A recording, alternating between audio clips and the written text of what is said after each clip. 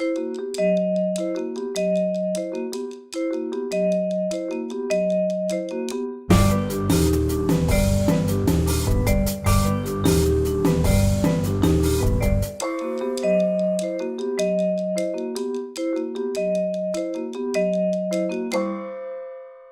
everyone to the presentation of this new book edited by Karen Raizen and Luca Peretti, who are here with us. Basically, we'll proceed thus. The editors will give some introductory remarks, and then we will Professor David Forgash will show some clips and stills of excerpts from various works by Pasolini from the early part of his career up until the late part, and then we'll have some discussion by other individuals who've written for the book, and then open things up to the audience, moderated the whole time by Professor Brescia, who's joined us from Barnard. So, without further ado, please join me in welcoming Luca Peretti and Karen Raizen.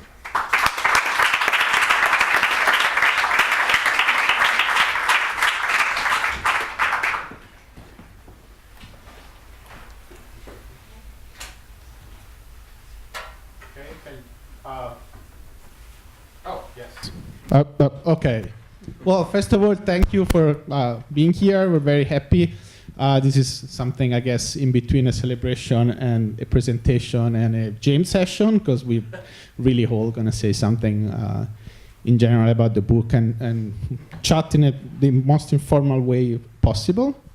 So my name is Luca Peretti. This is Karen. I'm going to say a few things about how this book came together, what was the project, and what was the rationale. So the occasion was, as it often or sometimes happens for edited collections, was a conference that we did 3 years ago, or almost 4 at this point, at Yale University. A few of the people who were there are also in the book. Actually, Karen and Ara were the 2 keynote speakers of that conference.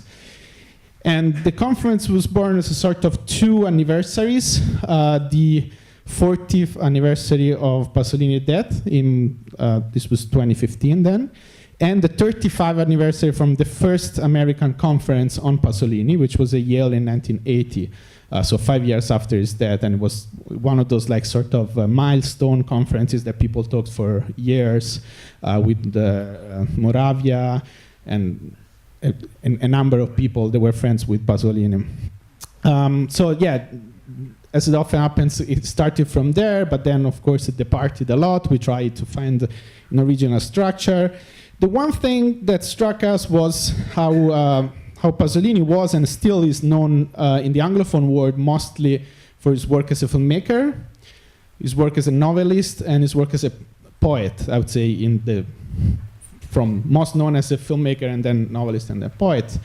And whereas for us, what we really wanted to focus on was he's being a thinker mostly, right? An intellectual, his political ideas, maybe his journalism, although it's a tricky word, journalist, for him. And so we wanted to maybe try to change the discourse a little bit and bring it to something for which is more known in Italy, actually. It struck us the fact that there's not much translated of everything, of all his political writings. There's very little translated into English. So we wanted to try to think of him as a thinker, although he would maybe refuse this, but we're here to challenge him and question him in a sense, and start from this either point of view. I think, yes, good. So what we were just talking about actually when we were preparing for this event is that it's very difficult to say anything at all about Pasolini. Or it's very easy to say everything. There are these kinds of poles that happen when dealing with Pasolini and when dealing with Pasolini studies. So what we took as kind of a guiding principle was the word contamination, contaminazione, which has infinite applications both for Pasolini and thinking more broadly across different genres, the different genres in which he worked.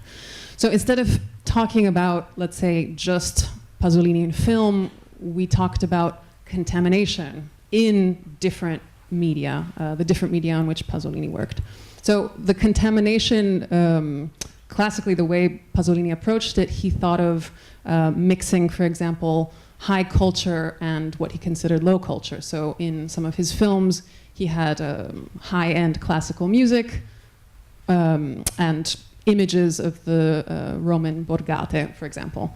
So we wanted to take that concept and kind of expand it across the book in thinking about these different ways in which we can look at Pasolini and contamination. We were very conscious of avoiding monumentalizing him and avoiding any hagiography and any form of iconographication. At the same time, that's where we started, okay, with a monument, in a sense, with him becoming a symbol on the walls of the city of Rome. So we wanted to question this, but we also took it as a point of departure. How is it that Pasolini is now on tote bags? I actually didn't bring my tote bag with his face, but I do own one. How is it that he has become a symbol? How is it that his image is traveling this much? How is it that his slogans are traveling this much and sometimes completely decontextualized to the extent that they are actually used by right-wing leaders as well? They've traveled this much. So how do we reconcile with this whole other world, with these ideas, with what he wrote, with what he made during his life? And a word about the structure of the book. So it's kind of an unusual conglomerate or contaminated body. We tried again to cover many different fields, many different media. And so we were thinking, the title you can see is Framed and Unframed, meaning we're looking at him in a specific way, trying to challenge many of the things that he wrote and filmed, and really questioning the way in which we can use him today, if we can use him today as a thinker. So framing, we're presenting different kinds of modalities of thinking and different ways of looking at Pasolini. And then unframing, not necessarily, we're not declaring anything, actually. We're really asking, how do we reconfigure Pasolini? What are the ways in which we can rethink his legacy, really in thinking forward for the 21st century? Because the framing part in the book is actually David Forgach's essay, maybe we should just jump on and move to the next, and then we can keep talking after, but I think we have said enough for now.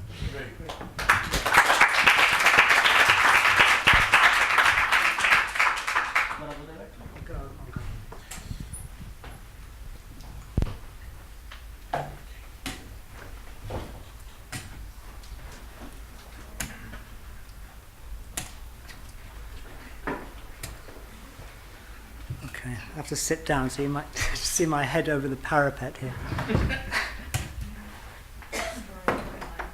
Okay. So, just make sure.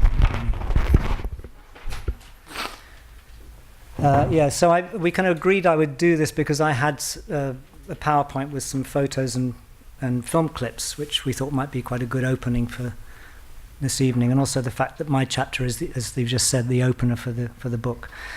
So I start my chapter in Luca and Karen's book by saying that there's a lot of dirt in Pasolini. I think I say dirt is everywhere in Pasolini.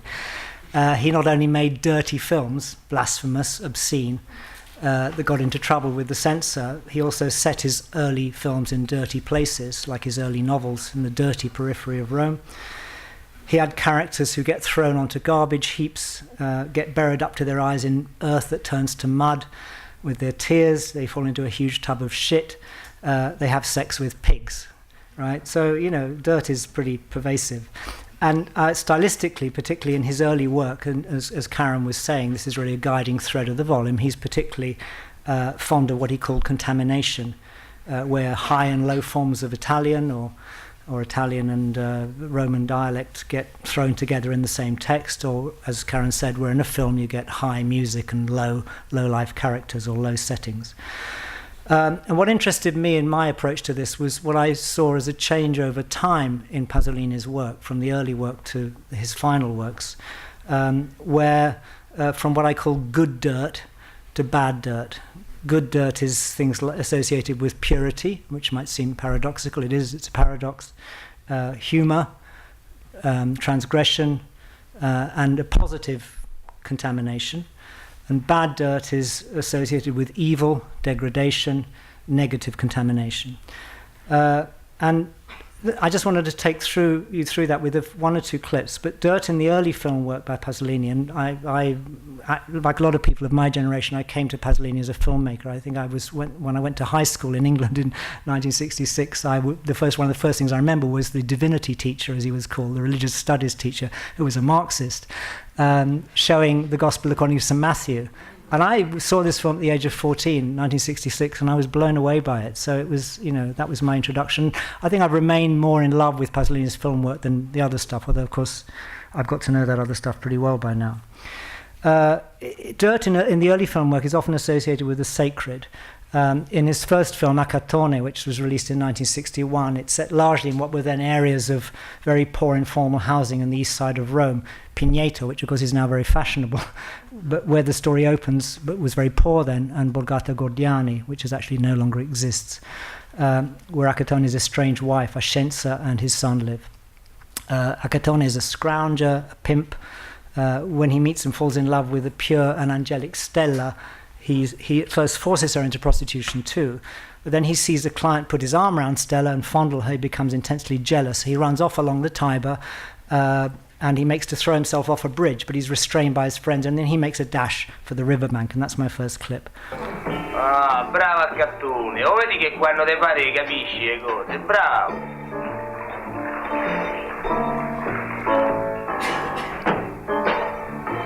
Ma mo che stai a fare? Ma che sta a fare? Ah, non vedi?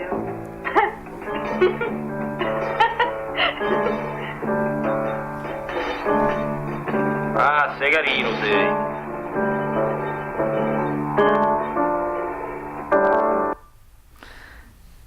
And the Pasolini's original screenplay says here, he sinks his face into the black and dirty sand, rubbing it angrily. He lifts it up. It's a black mask.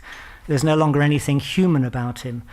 And in her book on the film, on Acatone, Stefania Parigi says that Acatone has become a demon figure here, filthy with mud, sunk into a hell with no way out. And I don't really agree with that reading. It seems to me that the gesture is very ambiguous. It can be interpreted, I think, as an act of self-mortification, a self-punishment for prostituting Stella, and as a kind of purifying ritual. He's purifying himself with the mud.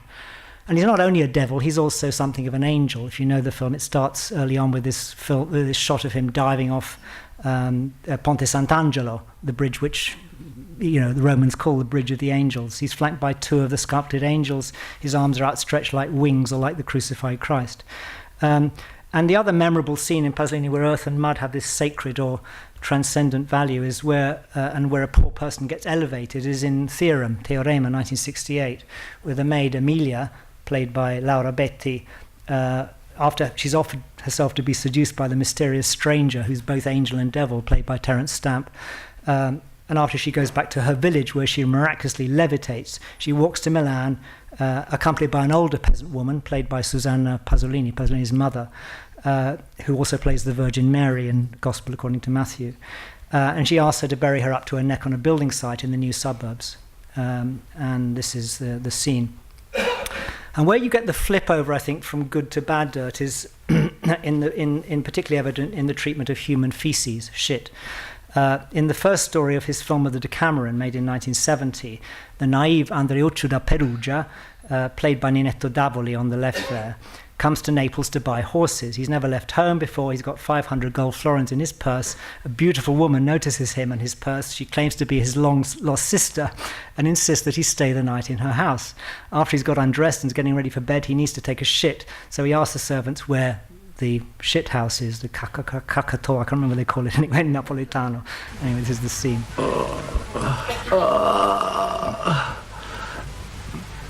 How are you? A tu stau... Ah, volete dire cacatù? Sto da chi la parte?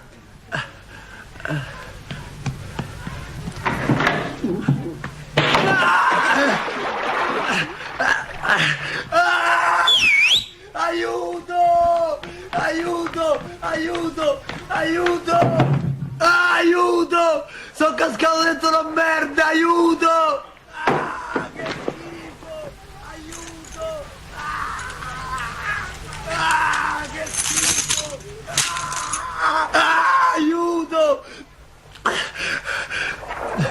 Yeah. Anyway, the point is, the story ends pretty well for Andreuccio, because if you know this, the story is just one of a series of reversals of fortune in the story, which actually has a happy ending for him, and he ends up rich. So gross as this scene is, this is comic shit. And because comedy is about reversals of fortune that lead to happy endings, and also because the low body is also associated with renewal, and this is a position also you get in Bakhtin's work. So that's the turnover. I mean, and the famous kind of switch in Pasolini is when he starts to reject his own early work. In a famous article published in 1975 called Renunciation of the Trilogy of Life. Trilogy of Life are these three films based on medieval tales, so the Decameron, Canterbury Tales, and the Arabian Nights. He formally dissociates himself from those films because, as he put it, those films projected innocent and positive eroticism that he now found utterly false. And he said his intentions in making those films were sincere, but he now saw that sort of eroticism as insincere, as compromised by false values, by what he called false tolerance, a fascistic regimentation of sex by new forms of social control. And in his article, he says, I now hate the bodies of the new Italian young people and adolescents and their sexual organs. So, the turnover comes quite late, but it's very radical. There's a kind of depressed, very melancholy last phase of Pasolini's work, which is really Salò, where this is definitely bad shit. I've yet to meet anybody who can watch these scenes in Salò where the victims are forced to eat feces without feeling disgusted. It's very difficult even to look at these images as stills. The head of special effects on the film, Sergio Chiusi, made these credible-looking turds by mixing Swiss chocolate with crumbled biscuit, condensed milk and jam, and then squeezing them through plastic tubing. So these guys are eating chocolate, but they act pretty convincingly, looking disgusted. This woman gags, the guards hold their noses, and the whole point is that Pasolini didn't want this scene to be easy to take. He didn't want a film like this. He wanted a film to be unconsumable. Right? This is anti-consumer cinema. Not completely unwatchable, since there wouldn't be any point in that, but certainly very difficult to watch. So it simply couldn't just be consumed in the same way as a film designed for entertainment or pleasure. And he says this thing, I have to make problems so difficult to consume as possible. So this idea was one he'd actually been developing since the late 60s. So when they say there's a turnaround, these two kind of phases, in some ways, they overlap. The kind of beginnings of an unconsumable cinema starts before he makes the Trilogy of Life. He himself locates the break in his own work with Hawks and Sparrows, which is made in 1967, Uccellacci e Uccellini, followed by Teorema 1968, Porcile, Pigsty 1969. They're all difficult films. They're all hard to watch. And so there isn't this linear development. But it's with Salò that he returns to making a really unconsumable film. Indeed, it's the most unconsumable of them all. And watching it is meant to be a form of displeasure. It's meant to be an assault on the eye and indirectly on the other senses. Okay, so I want to just sort of move towards the ending now by talking a little bit about contamination. Because as Karen's already said, and I mentioned, in the early Pasolini, contamination is a stylistically creative procedure. It's what I call positive contamination. So it's a form of positive dirt. To contaminate something is to make it dirty. Juxtaposition of high and low styles in the writing, mixing on the soundtrack of high music. It's the St. Matthew Passion by Bach that he uses in Accattone with low characters on the low social milieu. And one of the things he experiments with at the time in his films is this ironic juxtaposition of images, both with each other and with the soundtrack. And he made the film La Rabbia, Anger, this short film in 1963, entirely on an editing table. That's him there in the middle, with his editor Nino Baragli on the left, editor of nearly all of his films. They're splicing together news photographs and bits of newsreel footage, to which he wrote a commentary that is spoken in alternation by Giorgio Bassani and Renato Guttuso. The other guy standing up there is Gastone Ferranti, who's the producer of the film. And in this film, Pasolini makes use of various kinds of contamination to create emotional disjunctions with intended political effects. So one example, which I find very powerful, is when he cuts in a shot of human bones being handled in a wooden crate with big band jazz and shots of Ava Gardner arriving at Ciampino. Ava Ava Gardner ama molto il nostro paese e tutte le occasioni sono buone perché in un ritaglio di tempo tra un film e l'altro si imbarchi su qualche aeroplano diretto a Ciampino e anche quest'anno ha preso l'aereo per Roma.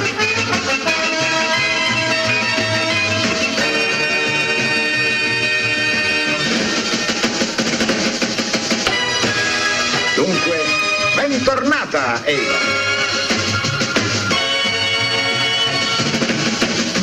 La bellissima Sofia Loren, che si trova nel Polesine per girare un film diretto da Mario Soldati. Yeah, so it is very powerful, and it's interesting this is being done in the mid-60s. I mean, an analogue to this is Cecilia Mangini's film Essere Donne, which we showed here in the Casa Italiana about a year ago, I think, with presentation by Noah Steinmatsky, where she cuts in shots of a hydrogen bomb exploding with images of women's magazines, beauty images, and it's got the same kind of critical, it's kind of Brechtian as well, but it's a critical contamination effect. By the early 70s, Pasolini's work becomes much less marked by this kind of stylistic hybridization. He becomes obsessively concerned with negative forms of contamination and corruption. And particularly the kind of contamination that he sees as being brought into an archaic world, what he calls an archaic world by modernization, by capitalist modernization. And commercial mass media. And the contamination, this negative contamination, is increasingly something that encroaches, as he sees it, on the purity of the archaic world, what was still then called by left-wing activists the Third World. And he already complained about this when he was doing Rekis for the Gospel According to Matthew, who went to Israel in the summer of '63 with his biblical advisor, Father Andrea Carraro. And he found, he couldn't shoot the film about Christ in Israel because there was things like telegraph poles and cars, and it was being ruined by modernity. So he went back to shoot the film, as you know, probably in Matera, in Basilicata, using the Sassi as the background, because that was more authentically archaic. I think a really good example of this is this interesting short film he made for television in 1974. He didn't make it, made by Paolo Brunato, shown on Rai, called Pasolini e la forma della città, Pasolini in the form of the city, where he goes to Orte and he complains about the fact that there's this beautiful town which sort of sits perfectly on a rock, but it's being ruined by new housing on either side. And I just want to show a short clip from that. And it's interesting because you see Pasolini and you hear him speaking, you see him behind a camera.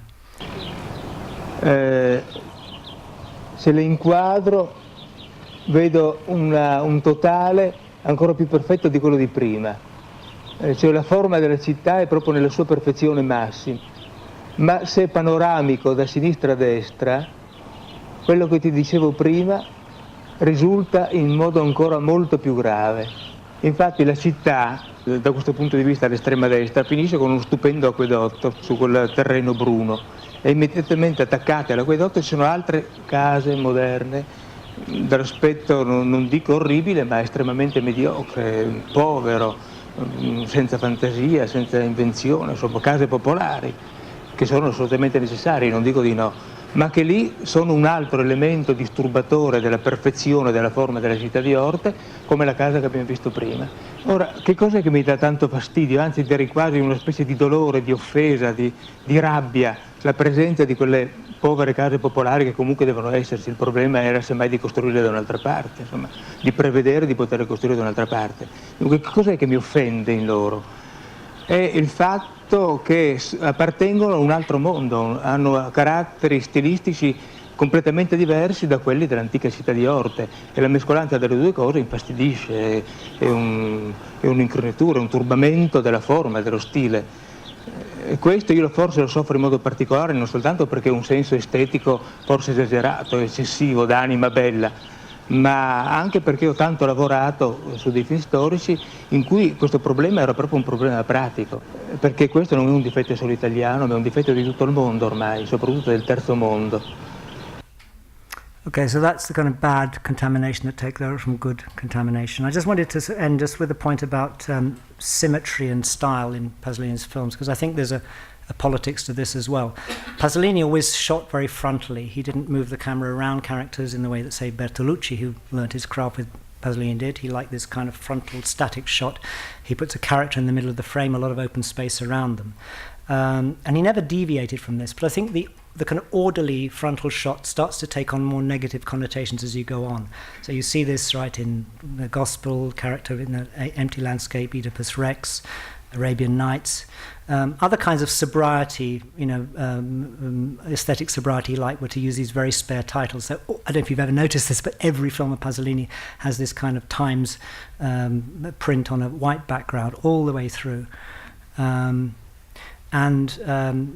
symmetrical framing, people are often framed by these architectural features, where you can almost fold the left part of the screen onto the right, is there in the early work. And it's there in the trilogy as well. And this comes, as he said, from the kind of painters he really loved, from the Trecento and Quattrocento, Giotto, Piero Francesca, Masaccio. But it's in the kind of later, darker films, particularly from Porcile onwards, that these kind of symmetrical places, particularly when they're inside buildings, takes on an oppressive quality. So the symmetry becomes, rather than being something liberating and opening space up around a character, it's something that holds the characters in an oppressive way. Look at the way the actors there are staged on either side of the character with the two busts on either side. This is Porcile. This is Porcile. And of course the plot of this film is very dark. It's a kind of dark Grand Guignol. Julian, the son of the industrialist played by Jean-Pierre Léaud, who's actually lying in bed here at the back of the shot, has a secret. He has sex with pigs. At the end of the film, the pigs eat him, so that not even a shred of his clothing is left. This is a kind of very dark comedy here. And of course, that's not shown, but the violence takes place off screen, but it's removed from view. And what we have in place is this cold symmetry of the pigsty, which here looks like the interior of a factory. And that's carried really to an extreme in Salò, this frontal symmetrical framing, a space of great violence and terror. At the most basic level, the film is constructed on this simple opposition between open space and closed space. So the people who are rounded up to be tortured and killed are captured in the open space when the resistance is taking place, and they're confined in this beautiful villa to be tortured and then to be killed. It's interesting that he, in writing about this, he comments on, this is an interview he did with Gideon Bachman and Donato Gallo when he was filming Salò. The space encloses people as in a kind of casing, and it encloses the terrible things of Sade, Marquis de Sade, and fascism. And I just to conclude this tour through Pasolini, what I've been trying to show is that dirt in its various senses starts off as something positive, associated with his beloved, socially marginal world, but it turns negative as he rejects the early love of that world. He rejects the bodies of those young people. He sees them as no longer innocent and corrupted by consumerism. At that point, good shit becomes bad shit. Positive contamination is replaced by negative contamination of the world, by modernization. And at the same time, this economy of order changes as well. So this simple and positive ordering principle of style, this frontality and symmetry, becomes an impressive container, which serves his purpose of communicating this negative ordering of the world by new insidious forms of power. So that's really what my chapter talks about. I've had a chance to sort of give an illustrated version of it, and I'll now hand over to everybody else to continue the discussion. Thank you.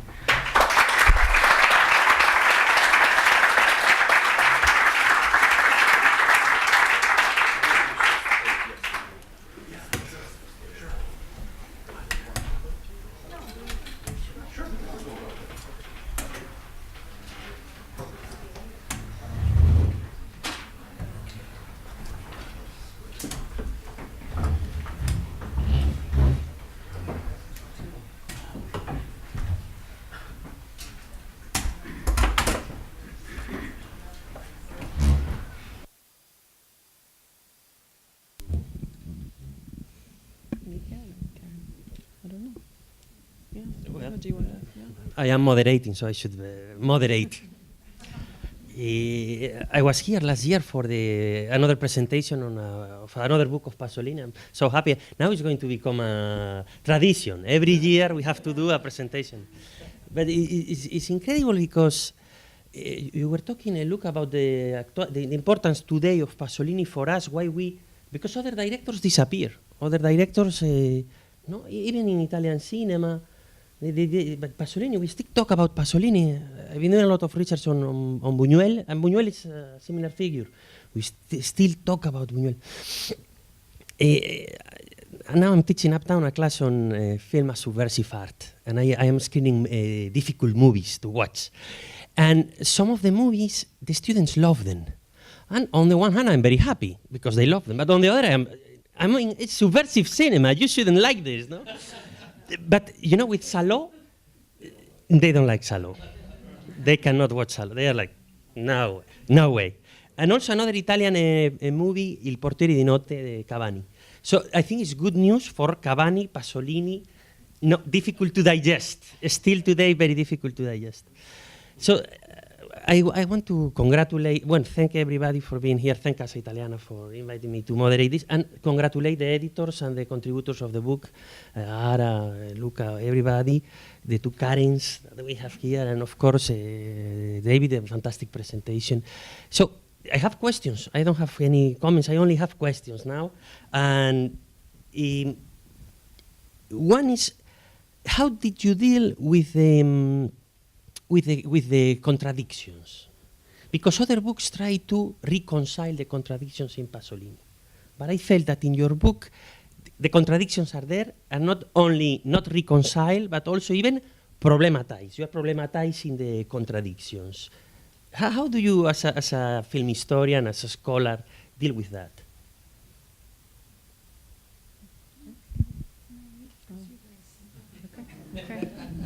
Okay.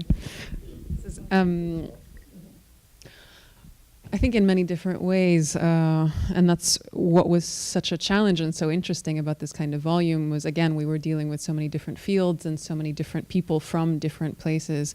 So I think exactly as you were saying, we were trying to problematize and highlight these contradictions, definitely not apologize for them. That's always a danger with the controversial figure, or where you see somebody highlighting shit as a topic. We tend to say, okay, well, he was only doing this for certain reasons. But we tried to push against that, and again, really push against the idea of Pasolini as a saint or as a martyr or as this overwhelmingly wonderful, simple figure. Really, again, looking at the different angles of his works and how we can critique them. Thank you for having me, and thank you very much to Karen and Luca for inviting me to the conference and to contribute. It was really a wonderful pleasure, and really, really interesting, in part because there is so much scholarship on Pasolini and so many books and so many articles that it can be almost overwhelming to feel, to be able to think of something new to say. But you framed and unframed it in such a way that even that became part of the theme of what people were writing. And so, in other words, we were all trying to deal with the fact that this is a figure that is in many ways very, very well known and very studied and very, very public. And with a whole industry around him, including an industry around his death, which you highlighted in the conference as well. So that was really, I think, an interesting thing about it. For me, too, even before Roberto Saviano wrote his book Gomorrah, I used to think about Pasolini as a kind of guiding prophetic figure for my own personal ethical choices. And I have to confess, there is one other figure, I think, that has played that role for me, and it's Sherlock Holmes, who wasn't even a real person.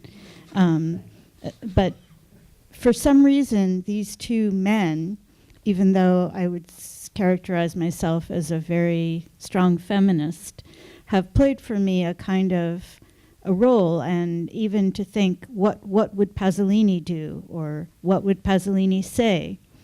And Roberto Saviano also seemed to have had that reaction.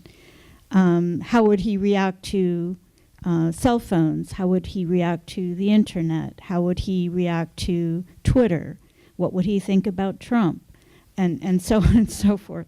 So having the opportunity to keep on making him live is for me personally something really, really important. And that may be a kind of strange and eccentric way of interacting with him, but it's very important for me. So I would just responding to Brescio's comment about the sort of endurance of opposite terms and contradictions. I mean, it's actually very Pasolinian in the sense that Pasolini freely admitted that he was a bad Marxist, right? He wasn't a dialectician. He had no interest in the dialectic, which is about a confrontation between two elements which eventually results in a third element of synthesis, right? He was more interested in what Franco Fortini called sineciosi, which is a very sort of complicated literary term for the enduring coexistence of two opposite, unrelated terms which remain in tension. It's not unrelated to the trope of contamination in his work, these various coincidentia oppositorium, basically.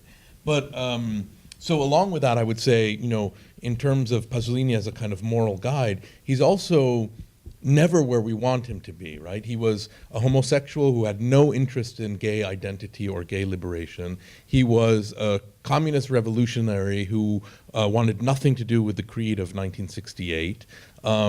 He was someone interested in the rights of poor and working people who was against compulsory education. And today, I have to say it, he's also become a rallying cry for many on the far right in Italy, just as he has on the far left. So it's that element of his example that we also have to confront, which is that he is a willfully unconsumable individual intellectually and personally, and that having just written a book on him, I find him stimulating in his the extent to which he really makes you crazy almost in a way of never resolving these paradoxes, keeping them in play. And so I think Karen's point about keeping him alive also is about this notion of not betraying that sense of a willful kind of endurance of terms which refuse to be reconciled. So to the extent that the volume does that, that's the greatest kind of praise that you could have. Yeah, and well, thank you, first of all. And second, I think that, what he called, as is well known, the scandal of self-contradiction, his total unsystematicity, is this even English? And, so difficult to systematize what he says. All of this actually makes him usable, in a sense, from different people, from different point of views, not unlikely the other great thinker of the 20th century in Italy, this, of course, Antonio Gramsci. So I think it's no consequence that both thinkers that are really non-systematic and orthodox and different are the two that we still look at, that whose legacy is so enduring. And I think that we, to go back to Brexo's question, in a sense, we didn't even think for a moment of trying to reconcile any of the contradictions, because it's one of those things where we could actually trust him that the issue was the contradiction. We are fine with that. Let's keep this contradiction alive.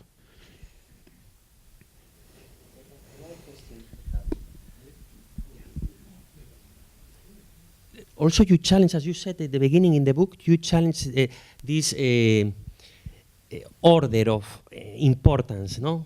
Pasolini the filmmaker, Pasolini the poet. And I think throughout the book, everybody in every chapter is focusing on a concept, but paying special attention to intermediality, or how the concept navigates from one discipline to another. How is that possible? How is... He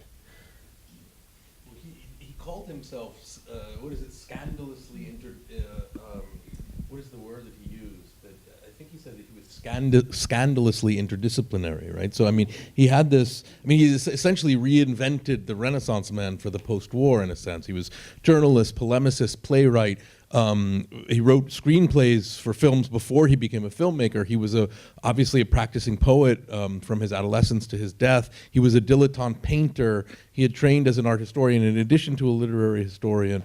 So I think it's so baked in, it's so kind of intrinsic to his work that intertextual, and it's part of that notion of contamination that that threads all of his different sort of interventions, I guess. I don't know. I would add one thing that was really interesting in looking at, again, the kind of multimedia Pasolini is that it's not even. His body of work is not even. He's not a genius in everything he does, and that's what's so kind of fulfilling in studying him, that you see the kinds of processes that he tries something, let's say, in poetic form, sees that it maybe doesn't work exactly, so converts it to film, and you can kind of trace those lines of thought. That's something that is very fruitful, not just thinking about Pasolini, but kind of broadening the scope to other artists as well. Well, very quickly, I think in a sense with Pasolini it's easier to do intermediality research than focusing only on one part, because focusing only on one part is not what he ever did. I mean, there was never a point, even when he was active almost solely as filmmaker, he was always doing other things as well. So it's kind of unnatural to try to focus on the one part of Pasolini's life. I don't know if you agree with this, because he did so many different things at the same time. And then the other question, how did we do? We just ask good contributors that could could handle this well, basically. Traditionally, the studies of Pasolini have been divided, no?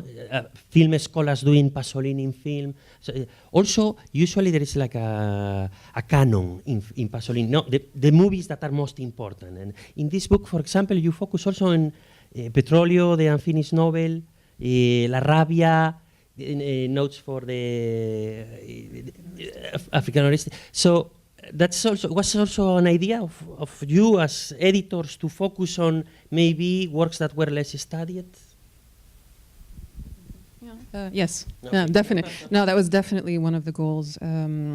We again, it was the idea of pushing against canonical thinking about Pasolini and rethinking Pasolini studies, reevaluating many of his works. So again, another challenge with this was many of the, let's say, films that we looked at, some of them don't have English subtitles. Some of them are not even accessible outside of Italy. So it became very much a question of how do we make them accessible and in what way. I think we were talking about the subtitles for La Rabbia, the film La Rabbia. It's not easy to watch here because it's just not subtitled. Well, it is now. Same thing with the appunti, the notes for the African arrestees. It's very much a challenge to translate to different cultures. So it was a conscious choice that we made to try to push those into the world and hope to generate different kinds of thinking and perhaps new subtitles for films that have not been subtitled, translations, like Luca was saying before, translations of works that have not yet been translated. Yeah, I bet you've never seen subtitles for Pasolini alla forma della città before, because I did those. Had to, because there's no other version. So I don't want to take over your role as moderator, but as a contributor who wasn't at the conference, one thing I wanted to maybe ask if we could bring up in the debate is this question of his contemporaneity or not. Because I noticed that the subtitle is a thinker for the 21st century. And that making a claim about him, both that he's a thinker and that he belongs in our century, even though he died in 1975, kind of go against another current of thought, which I'm thinking of Pier Paolo Antonello's book, Dimenticare Pasolini, where the kind of basic argument is that Italians and others are wrong to latch onto that model of the kind of combative intellectual that Pasolini represented. We've got to move beyond that idea of the kind of intellectual activist that he represented and have a different kind of concept of what we can do. So I'm not trying to pit you against Pier Paolo Antonello, who's not here to defend himself. But I am curious, thinking about what Karen said, that people ask themselves, what would he have said about the internet and Twitter? How is it that you make the claim that he's a 21st century thinker and not just a 21st century poet, filmmaker, whatever? Well, truth is, we don't really have an answer. No, well, so a few things. One is exactly this, those figures of 20th century intellectuals that could intervene on anything. Maybe they don't exist anymore. Maybe, because Saviano is exactly that. Someone who's intervened on different aspects. He's working in an intermediate way because he's also behind films and TV series. Maybe what has changed is the auctoritas and the stature that they have, but if we go back and we look at how much Pasolini was actually listened during his life, that's also questionable. What was he saying was really followed? So we wanted to try. So one thing that we thought that we were going to do was exactly to think about how much of this, how many, if these figures still exist, and what's their role now? Those full-fledged intellectuals. Do we want to claim? Are we making a claim that we want them back? Not necessary. I think that they are. They just change shape a little bit, change form a little bit, and how. What can we learn from someone like Pasolini was really what we were interested in. This is on the side of the thinker, which, by the way, he rejected the idea that he was a thinker very clearly, and so for us was, in a sense, was also provocation. Was, you know, we don't think he was definitely a thinker. What he was saying was questioned, etc. On the 21st century part, again, he's around, he's with us. I mean, it's there's books coming out all the time. So that it's kind of maybe almost a self-evident. Hasn't left us whether we want it or not. So let's make that clear. Okay, he's a thinker for the 20th century because we're still talking about him. And I would also add, there was a mention of the using Pasolini on the right as well as the left. So we didn't think of this idea of thinker for the 21st century. It wasn't necessarily with a positive or negative value. It's in the different ways that he can be wielded in the 21st century, and that can be problematic and difficult as well. And one of the major themes of this book, actually one of the chapter sections, it's about time and prophecy. And Karen, I don't know, maybe you want to talk a little bit about your chapter and how you were taking Pasolini and thinking about today. Yeah, thank you. My chapter is about Pasolini and climate change, and of course he died before that term was in any kind of wide circulation, and he died before the term Anthropocene had been coined, for better or worse. And certainly he was very aware of environmental degradation, but in my work in general, I argue that climate change is something quite specific in regard to just sort of general environmental degradation. And for him, the biggest issue environmentally was the possibility of nuclear contamination or nuclear annihilation. So what I tried to do was to think about him in relation to what we're facing now, what we know we're facing, which we were also facing then, except only a small number of scientists knew about it, and maybe some Exxon executives as well, but they certainly weren't making much public statements about it. So I found the answer not particularly in his writings on the environment, though he did write a number of essays about, you know, sort of mourning and lamenting the end of certain natural phenomena. And I think also if you look at his poetry from when he lived in Friuli and wrote poetry in dialect, there's a real connection to the local natural world of that very rural area of Italy. But that's not the stuff that I was interested in. I was interested in his novel, Petrolio, which is, of course, oil, which is, along with coal, the major fossil fuel that has been combusted in order to put us where we are today, over 450 parts per million of CO2 in the atmosphere. So I tried to read that novel again, not just as a novel that could have prophesied or could have imagined what could happen, but to actually think about its narrative and its language as being specifically so disruptive and so difficult and so inconclusive that actually turns out that that novel might be the closest thing we have to an authentic piece of writing about the very chaotic temporality that we're facing today with the Anthropocene. So you could compare him to writers, and there are even some in Italy who are writing what's called cli-fi or climate change fiction.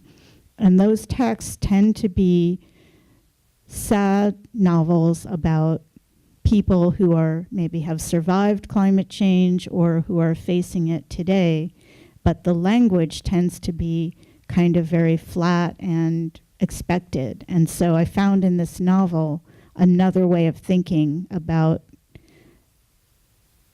something that's unfathomable. I mean, it's really, when you think about climate change as a temporal problem and how fast the climate is changing and the speed with which we have emitted greenhouse gases compared to the very, very long and deep time of this planet, it seemed to me that his novel, and from no fault or decision of his own, reflected that. So I guess in a way that is a kind of resurrecting him as a kind of a prophet, but again, not because of something that he consciously thought or said, but because you could be inspired by his writing, which was so rigorous that basically he started to write this novel and he said it was going to be a summation of his entire life. And so he could never finish it because it was going to have, it was a living piece of, it's not just a novel that would someday have been finished and published. It's a living piece of writing and language. It's so unusual in that way. Ara, could you talk a little bit about your chapter? Because I didn't know the connection between Pasolini and Ginsberg, and they met here in New York, '66 maybe, and also about the reception of Pasolini in the United States, because that's also intrigues me. Sure. Yeah. So Pasolini came to the United States twice. He came first in 1966 and then again in 1968. And the difference between his two visits were marked by the election of Nixon in '68. So his first visit, in some ways, his first visit, the difference between the two visits marked a kind of fundamental rift in his body of work and in his deep and profound pessimism. Actually, as we've talked about, Pasolini had come to despair at the changes wrought upon Italy as of the late 1950s and early 60s of what is generally referred to as the economic miracle or the boom, which brought Italy, for all intents and purposes, into 20th century modernity, but at the cost of what he and some others saw as an enduring richness and variety of local dialectal vernacular culture, essentially. And as the 60s progressed and Italy found itself increasingly inducted into a modernity of commodities and consumerism, Pasolini searched farther and farther afield in what we then called the quote-unquote third world. He made numerous trips to over 20 African countries. He had already gone to India. He planned a trip to South America. And in the midst of these, he also came to the United States in 1966. And part of that trip, and I've been working on this in another body of work, was essentially his introduction to African American culture, which in a slightly problematic way, but in also certain progressive ways, Pasolini included in what he saw as a contemporary third world culture, the world of African Americans, as a culture that was still somehow spared the corrupting banality of post-war consumerism. And he met with Stokely Carmichael, members of the Student Nonviolent Coordinating Committee, and others. And he also eventually met with Ginsberg. They exchanged letters, and so Pasolini's interest in beat culture was in some ways of a piece with this notion of aspects of American culture which were somehow willfully resistant to the inexorable quote-unquote progress of culture. Interestingly, I would note, and I think I don't know if I mentioned it in here, but beat culture itself was, like so much of American culture, inflected by and informed by African American culture in ways that have long gone unacknowledged. In fact, beat itself and the sort of jazz origins out of which much beat experimentation evolved originated in African American culture.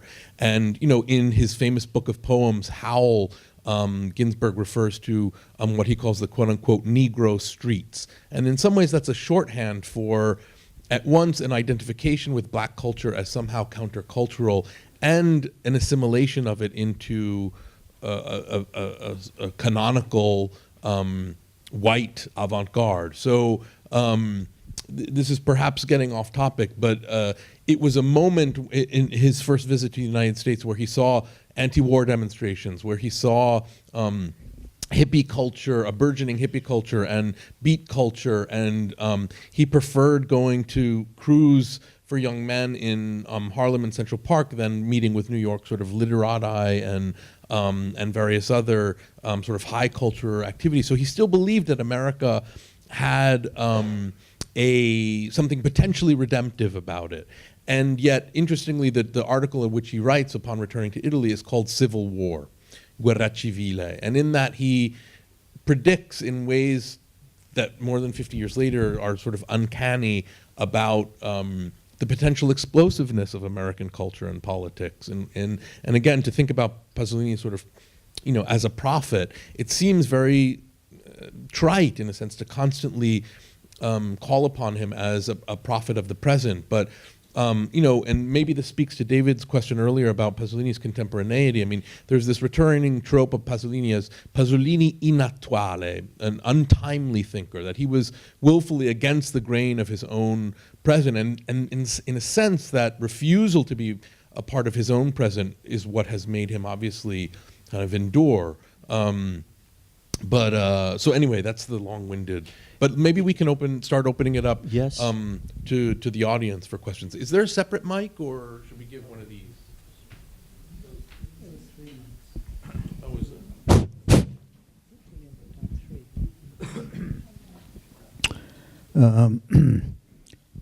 I'm not a communist, a Marxist. I'm not even sure you can call me a leftist. I consider myself a liberal. Some people think liberals are right-wingers, But I always loved the very contradictions in Pasolini's movies. I love his movies. I've seen most of them. And I can't say, because I haven't studied philosophy either. I'm not even sure I could understand most of his writings. But I love the guy's movies for all these contradictions. And one thing he said, which he eventually might be one of those things that you think he might have rejected, where he said he found the sacred in everything. Now you guys mentioned the symmetrical design of a lot of his films. I think another way to define that is one-point perspective. And Stanley Kubrick was also very well known for his whole aesthetic having a one-point perspective, which makes a very strong image. Do you? And they both have films like Salo and Clockwork Orange, which some people, even when they're fans, can't watch. But because they're highly stylized, but deal with very, very difficult subjects. Do you guys see? Is it blasphemous in some way for me to ask if you guys see any kind of connection between Kubrick, who was very pessimistic about human nature, and Pasolini. The symmetry and the important subject here is, of course, violence and fascism. And maybe we are talking about why is important Pasolini for us today. We have to talk about populism, neo-fascism, neo-capitalism. But I think it's a question of the symmetry. Yeah, in my chapter I do mention Kubrick. Also mention Wes Anderson, who's, they're both directors who use these very frontal, symmetrical compositions, almost as a kind of stylistic signature. But I'm not sure if the parallel between Kubrick, who I love, maybe even more than Pasolini as a filmmaker, and Pasolini really works for me. I mean, the point I was trying to make is that the frontal symmetrical composition is a kind of stylistic choice and aesthetic preference in those early movies. Well, movies like Mamma Roma, through Oedipus Rex, whatever. At the end, it becomes connoted differently. What it associates with is oppression and containment and violence. So he uses a stylistic preference and he turns it into something else.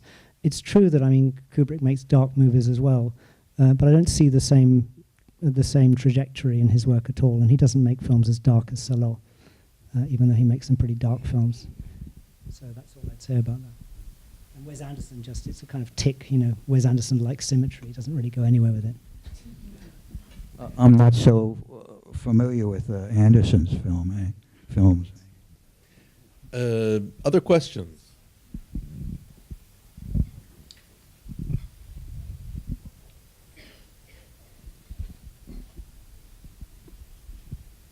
Yeah, I don't know if this is more biographical or too provocative, but how does sadomasochism fit into your whole sort of theory of Pasolini?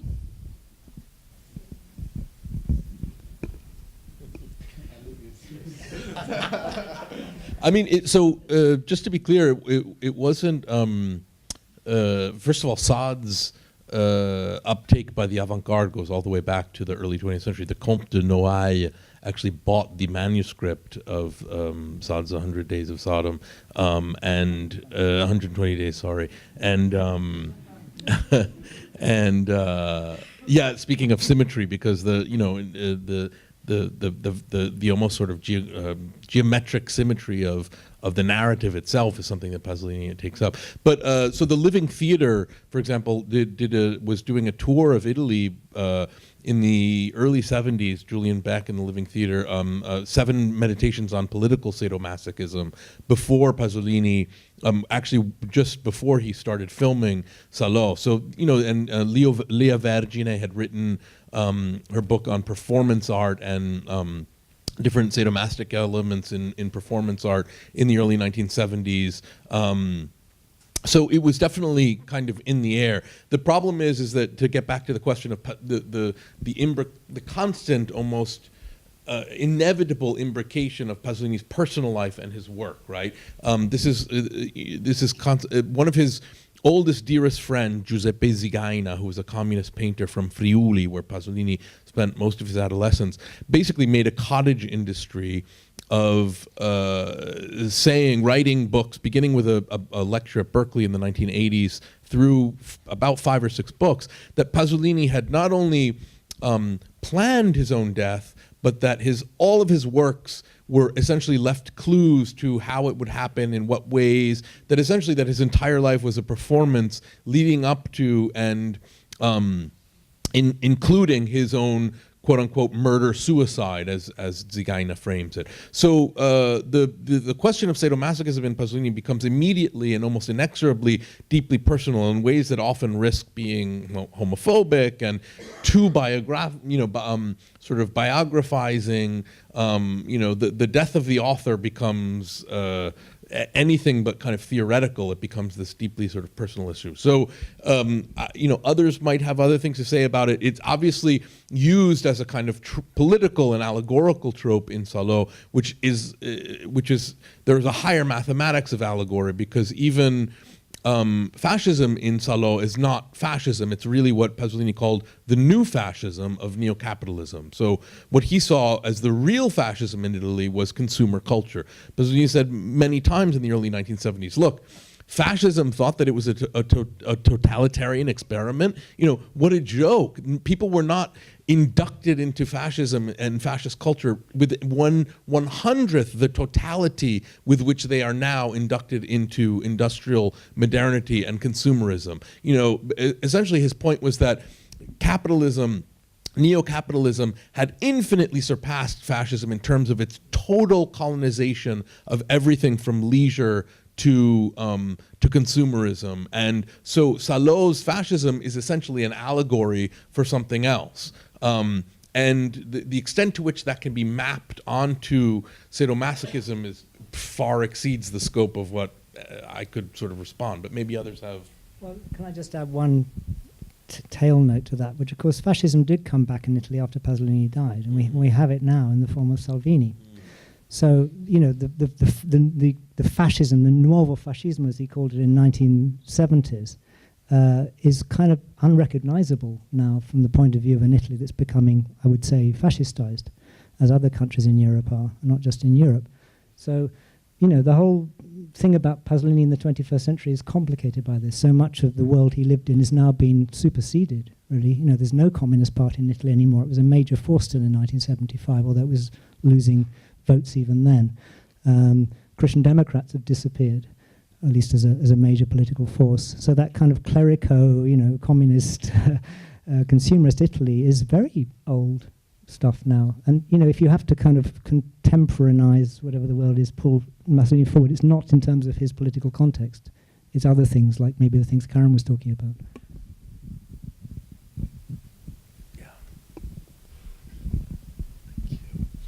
Hello.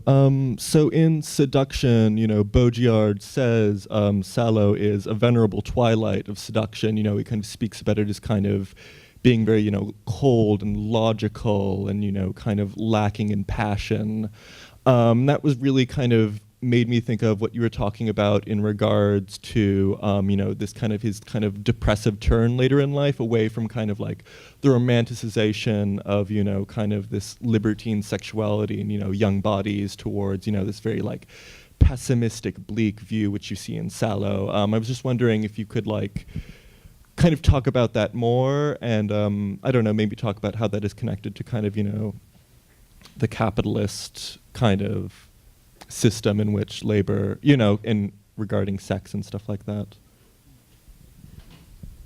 Me again? I don't want to say too much because I had my whole pitch there, but I mean, yeah, it's to do with the idea of, you know, commodification. Sex has now become a kind of thing you get on the supermarket shelf.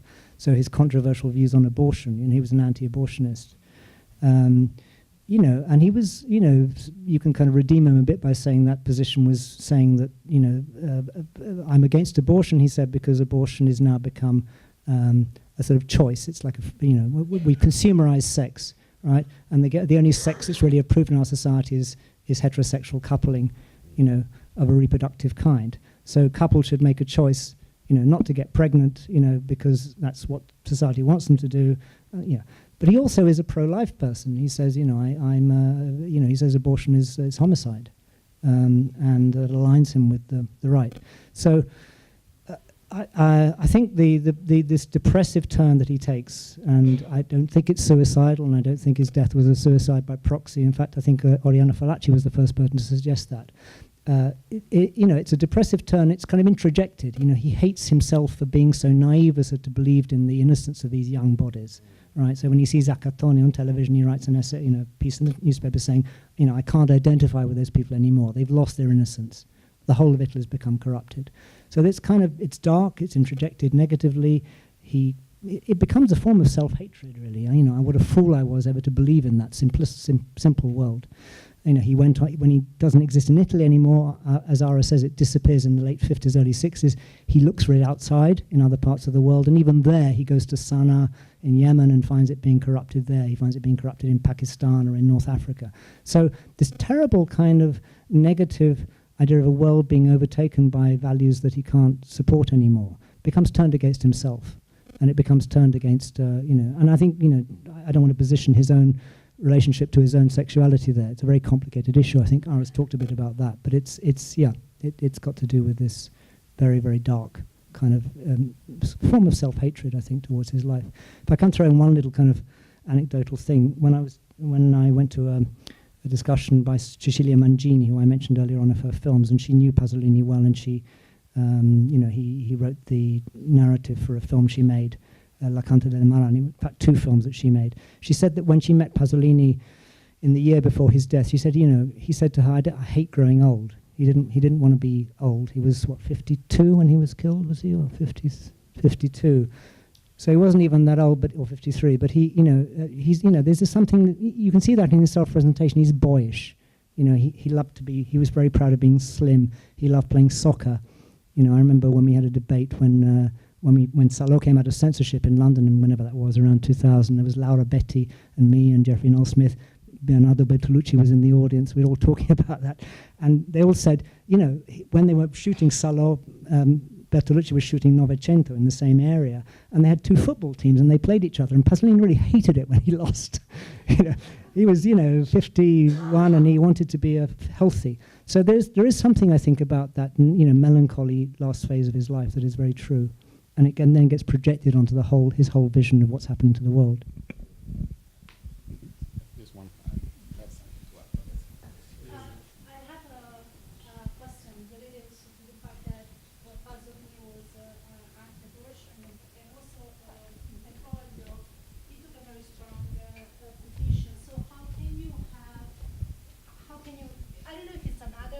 Contradiction, but how can you put together, for example, being or having a feminist point of view and read in Petrolio, for example, the fact that he calls the female sex a plague, for example. How can you feel a pleasure with that kind of sex?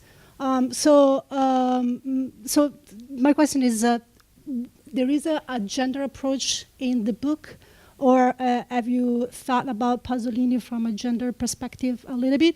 And the other question is about the fact of being a prophet.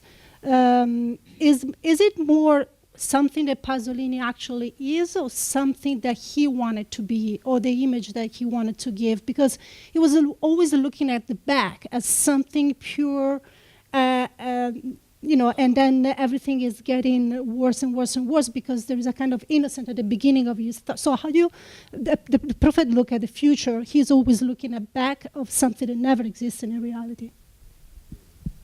So 2 questions.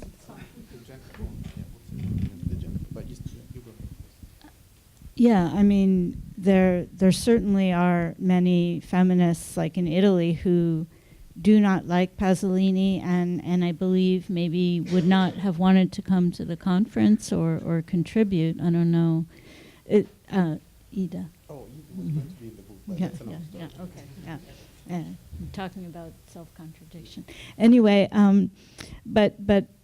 so that is very problematic.